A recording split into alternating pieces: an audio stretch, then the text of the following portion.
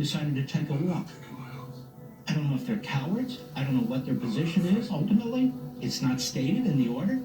4 justices knew we better take this up. Why? Because this is a judicial scandal. It's an abomination. The idea that the Supreme Court allowed the continuation of a judicial scandal, a judicial abomination, to allow it to play out in New York creates a monumentally damaging precedent. Let me give you an example. Stick with me. Let's say there's an appellate court in New York that has its wits, and they say, wait a minute, we don't have jurisdiction over this. We're going to reverse and throw out the case of the lower court in New York.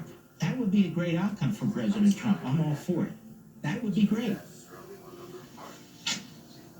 But it would only apply to New York. It doesn't apply to any other state. So let's say we have an Alvin Bragg in L.A. We'll call him Ernie Grabatsky. And let's say we have an elected state judge or appointed state judge in L.A. We'll call him Rashawn. And they pull the same stunt. Well, they can do it. They can interfere with the federal election. They can make decisions about federal campaign law. They can make all these abuses of the federal Constitution, of the Bill of Rights, because New York can't stop them, and the Supreme Court took a pass. What do you think about that? There are thousands of DA offices, county prosecutors, state attorneys general. They look at this preposterous order, this silly order, where the court didn't have the guts to do what this court needed to do. What this court needed to do was to put an end to this. And to say, wait a minute, there's no jurisdiction. We can't have a local DA in the middle of a federal presidential election, and we can't have a local judge in the middle of a federal presidential election, number one, to make rulings like this, and then number two, 10 days before the inauguration to decide that he's going to impose a sentence, whatever the sentence is. The idea that the sentence is unconditional discharge, and therefore they get a pass. Still, the court, by not acting, is given its imprimatur to this process, to the seizing of federal jurisdiction by a local prosecutor and a state judge. This is a scandal now. That's what it is. It's a judicial scandal. Because 2 Republican-appointed justices threw in with the 3 radical left-wing Democrat-appointed justices and did not vote with the 4 constitutional originalists to say, no. We got to straighten this out. We can't allow this abomination, this process to continue in the New York courts. We're giving it support. This is a federal matter. We, the Supreme Court, we're the only court that can ultimately straighten this out. This is our duty. This is our responsibility. But they said no. So right now, there's nothing to stop a local DA from manufacturing another case against another presidential candidate in the middle of an election. There's nothing to stop a state judge from doing the kinds of things that Mershon did, outrageous things that he did. And on top of that, this document here, the Department of Justice, half a century, both parties taking the position, we need to avoid all this, like the plague, at the federal level. So we're not going to allow the prosecution, the indictment and prosecution of a sitting president. Now, the criminal justice process doesn't end at the trial court level. There's an appellate level. So what the Supreme Court did is it allowed that to go on. That is the criminal process, the appellate court process, while Donald Trump is president. They rejected the federal Department of Justice position.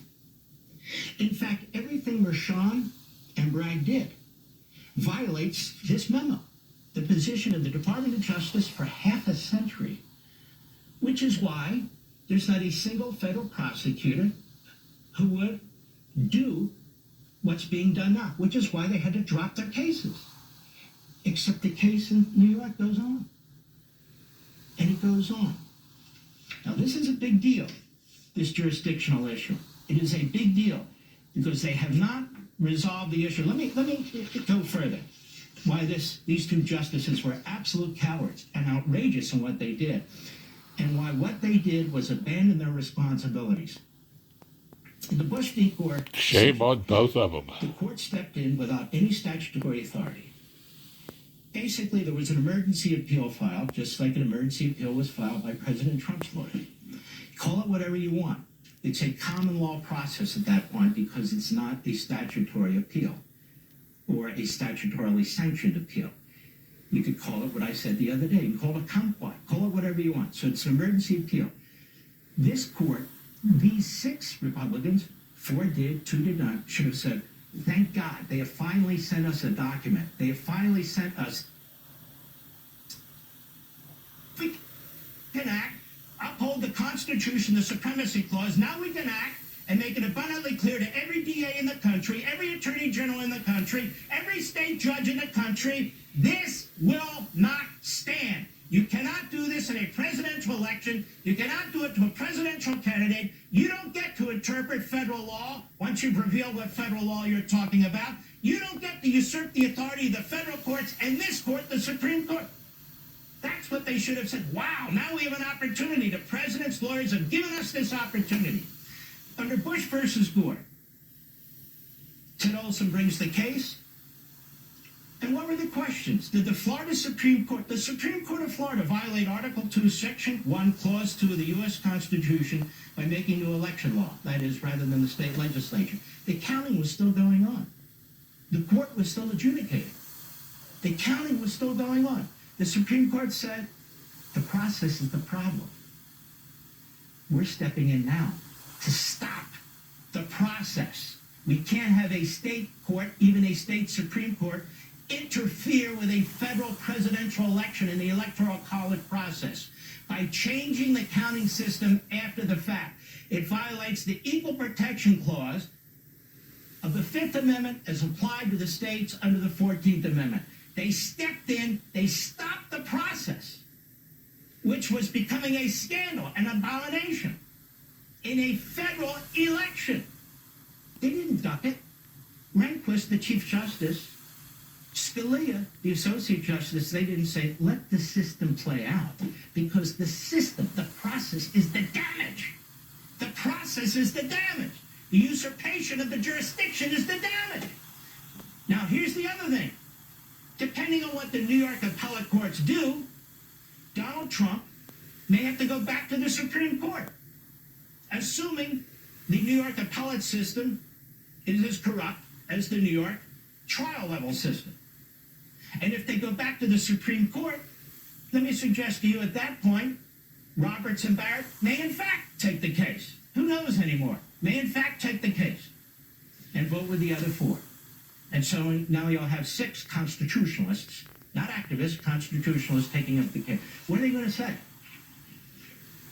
Oh, that whole process is unconstitutional because you didn't have jurisdiction? Well, what else are they going to say? That's the primary basis. There's other things they can say, but that's the core of it. You didn't have jurisdiction. What you were doing was without authority. You didn't have the power to do it. And so the question is asked, well, why didn't you do this in the first place? Why do you put the country through this, put the President of the United States, he will be president at the time, through this? And how are they going to justify the fact that they didn't act the first time around? It gets much more complicated, doesn't it? So the bottom line, this isn't about interlocutory appeals. This isn't about the New York appellate system. This isn't about any of that. This is about a majority of the Supreme Court refusing to uphold the federal Constitution in the face of an assault by a state, by New York. And every other blue state and every other hack prosecutor in some big city with a hack judge in some big city, as of today, has the ability to do what was done to Donald Trump in Manhattan. Because the Supreme Court wouldn't fix this. On behalf of the Supreme Court, the federal judiciary, the framers of the Constitution, and the Supremacy Clause.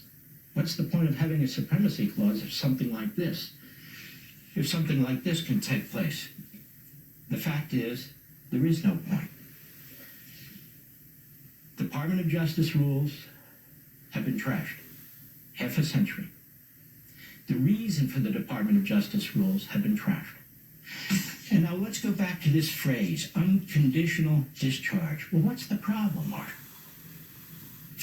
He didn't sentence Donald Trump to prison. No ankle bracelet, none of that stuff. Now, why did he do that? Why did Rashawn do that? Why did Rashawn say, you know, the sentence basically is, you're guilty, but I'm not going to punish you. Because if he had sentenced Donald Trump, or done one of the other things that I just mentioned, then the Supreme Court would have to take it up, because it would interfere with the office of the presidency. They would have to take it up. So this guy's conniving. He says, let me just put the scarlet letter on Trump, not give him any other penalty, and then I escape. And then he's stuck in New York. Well, what about the Supreme Court? Those justices who refused to take the case, Shame on according him. to Rashawn's ploy, they even cited in the order sentence of an unconditional discharge after a brief virtual hearing. What's the big deal? That doesn't interfere with the office of the president. No, it gives sanction to, and the courts are perimeter to, an unconstitutional stealing of a federal case that didn't even exist by a state court. That's what they did. That's right. And unless they eventually fix it, That's that's shame going on to 'em. stand. That's the bottom line. That's what's going on here. Well, time will tell. I'll be right back.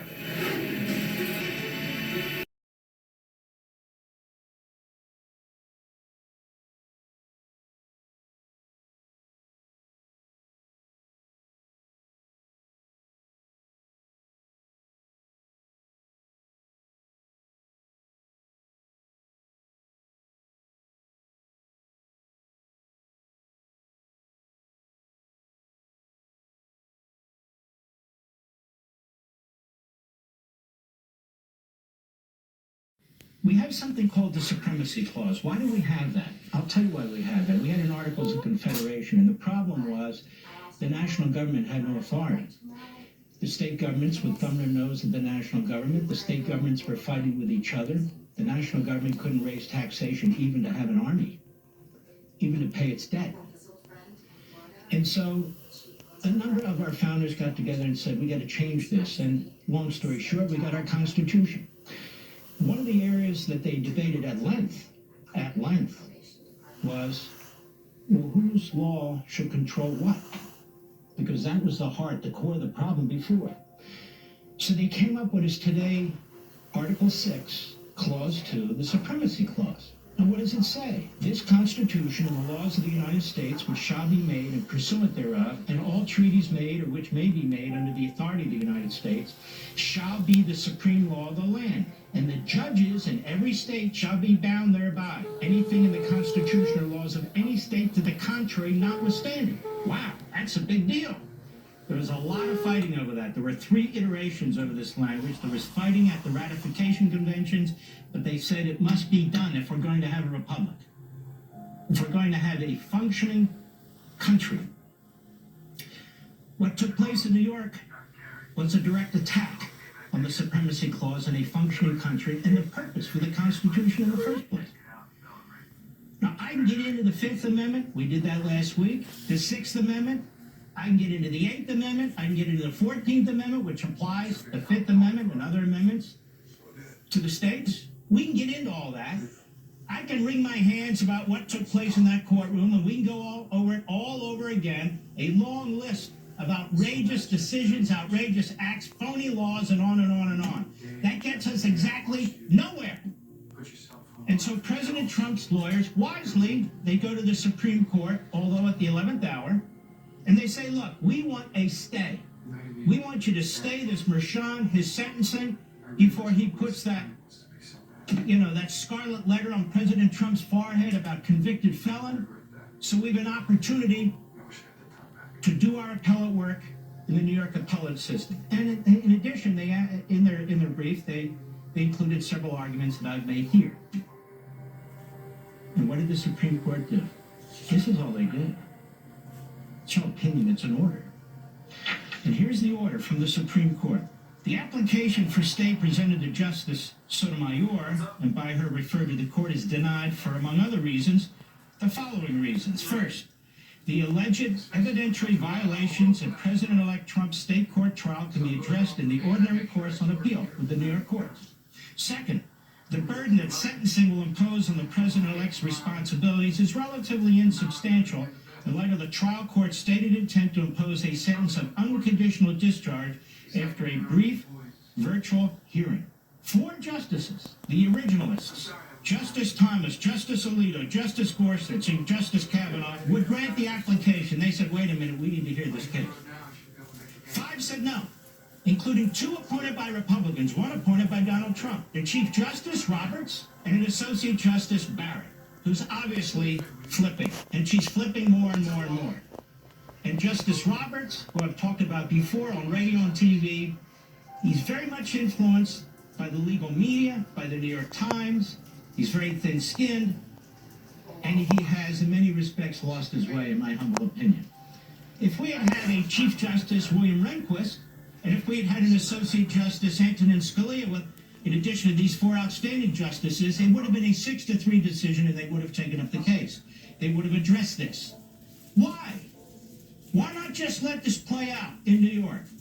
Number 1, if I've been filing on behalf of the president, this is not an attack. This is just a statement. I would have filed, and the headline would have been, Merchan and the New York courts have no jurisdiction. Not stay, so I can go through the New York appellate court process. It would have been the marquee point, probably the only point. And then I would have backed it up with support. Because that's the bottom line. This judge, that prosecutor, the New York appellate court system has no jurisdiction. So why play in the jurisdiction while you're trying to tell the Supreme Court they have no jurisdiction? That's my view. Now, why is this important and why is that true? I read you the Supremacy Clause, did I not? Well, what are we talking about here? Without federal campaign law, even though they played, hide and seek with it, it was the underlying law that was used to apply the hook to everything else to bring it in. This DA and this judge had no authority whatsoever over federal campaign finance law. They knew it, which is why they would never mention it until the very end. They knew it, which is why they would not allow the former chairman of the FCC, Bradley Smith, that is the judge, to testify about federal campaign law. They didn't want that front and center. Why? Because they know what I know. They would have lost jurisdiction. Jurisdiction, that's number 1. But I want to focus on the court and these 2 justices, Roberts and Barrett. What is the job of the Supreme Court? I'm not talking about conflict of state law. What is the ultimate job of the United States Supreme Court? To uphold the Constitution of the United States. That's their job. That's the bottom line.